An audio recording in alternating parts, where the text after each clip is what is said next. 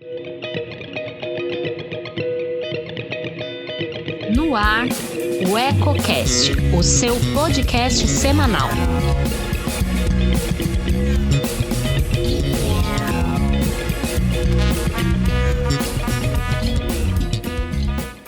Olá, amigo ouvinte! Está começando o Resumão da Semana, programa que vai ao ar toda sexta-feira à noite com os principais assuntos que marcaram a semana. Meu nome é Breno Médula e estou ao lado de Elton Laude, editor-chefe de O Eco. Olá, Elton! Olá, Breno! Olá, ouvintes! Isso mesmo, vamos comentar o que foi notícia em nossa cidade e no Brasil.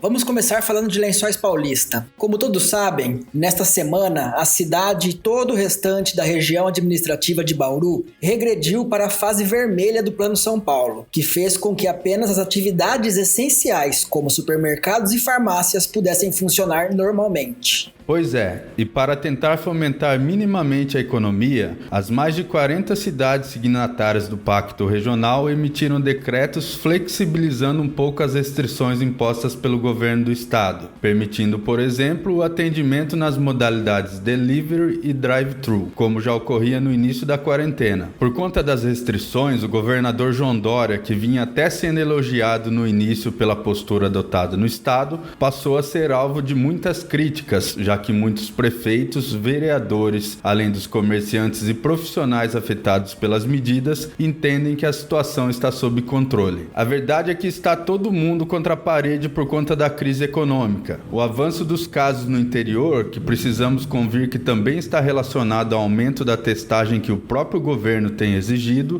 tem ficado em segundo plano diante das preocupações financeiras. Realmente, o ideal é que se encontre um equilíbrio, mas isso tem sido uma tarefa difícil. E pelo menos até a semana que vem nada muda, já que nesta sexta-feira o governador anunciou que a região segue na fase vermelha. Nem mesmo o início da operação do Hospital das Clínicas da USP de Bauru, que aconteceu na quarta-feira e aumentou em 40 vagas a disponibilidade na rede hospitalar, foi o suficiente.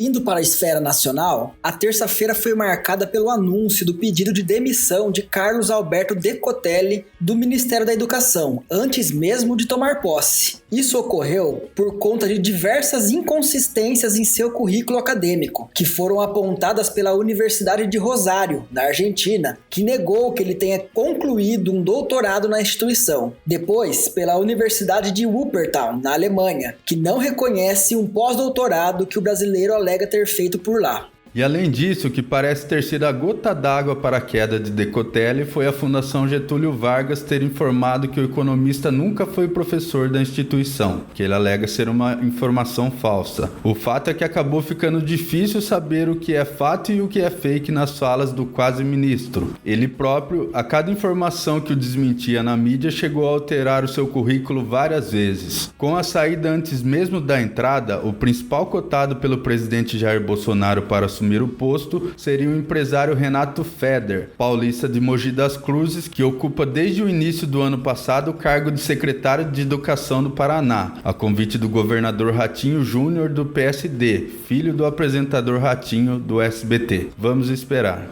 E na quarta-feira, a Câmara dos Deputados aprovou a PEC que adiou as eleições municipais deste ano por conta da pandemia do novo coronavírus.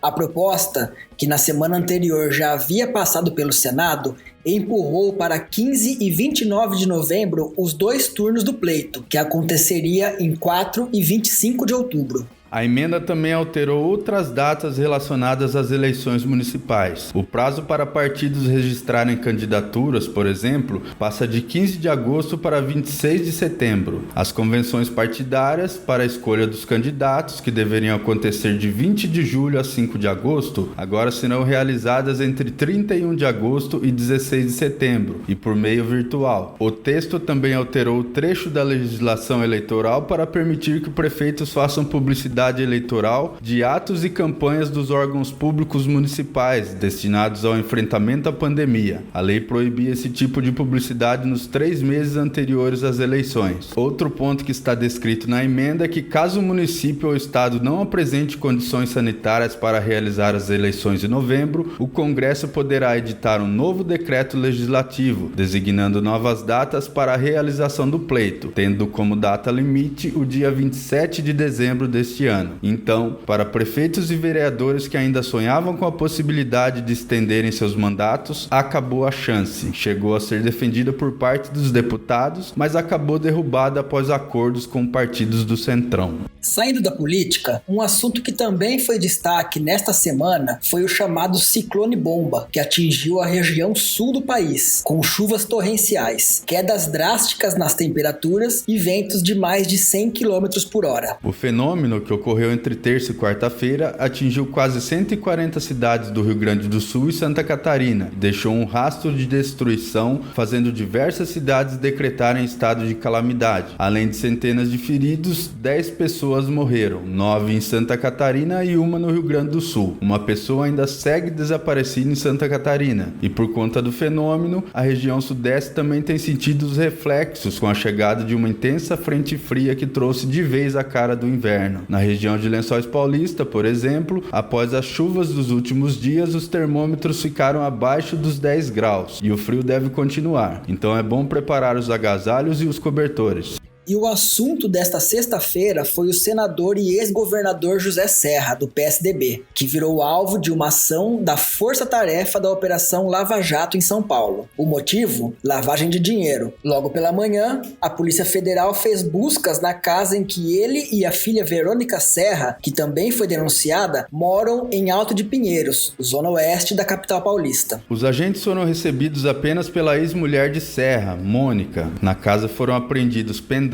HDs e computadores. Serra não estava no local por motivos de saúde. Segundo a denúncia, em 2006 e 2007, Serra recebeu vários pagamentos da empreiteira Odebrecht em contas no exterior, em um total de 4,5 milhões. O Ministério Público Federal disse que supostamente o dinheiro seria usado para pagamento de despesas das campanhas eleitorais do então governador. Em troca do dinheiro, ele teria permitido que Odebrecht, junto com outras empresas, operasse um cartel combinando os preços das obras para a construção do trecho sul do Rodoanel, que circunda a região central da Grande São Paulo. A investigação mostra, a partir de documentos obtidos em cooperação com autoridades internacionais, que foram feitos diversos pagamentos usando uma rede de contas offshore, em locais com menor tributação. De acordo com os procuradores, eram feitas várias movimentações financeiras no exterior para dificultar o rastreio dos recursos. Os contatos entre Serra e a Odebrecht eram, segundo o MPF, feitos por Pedro Augusto Ribeiro Noves, que foi vizinho do senador. O executivo assinou um acordo de colaboração com a Justiça, a famosa delação premiada. Também chega a filha de Serra, que é acusada de ter ajudado a movimentar os recursos no exterior. Além dos mandatos, o Ministério Público Federal informou que obteve autorização judicial para bloquear 40 milhões em uma conta na Suíça. De acordo com a denúncia, Serra teria recebido da Odebrecht mais de 23,3 milhões em 2009 e em 2010. O objetivo era liberar 191,6 bilhões em pagamentos do Estado à empreiteira. Serra se pronunciou ao longo do dia por meio de sua assessoria, afirmando que os fatos que movimentaram as ações de hoje são antigos e prescritos e que causa estranheza que os mandados sejam cumpridos em meio à pandemia. Disse ainda que a ação busca constranger e expor um senador da República e alegou que não cometeu atos legais e que sempre teve integridade em sua vida pública. Vamos ver o que a Justiça diz.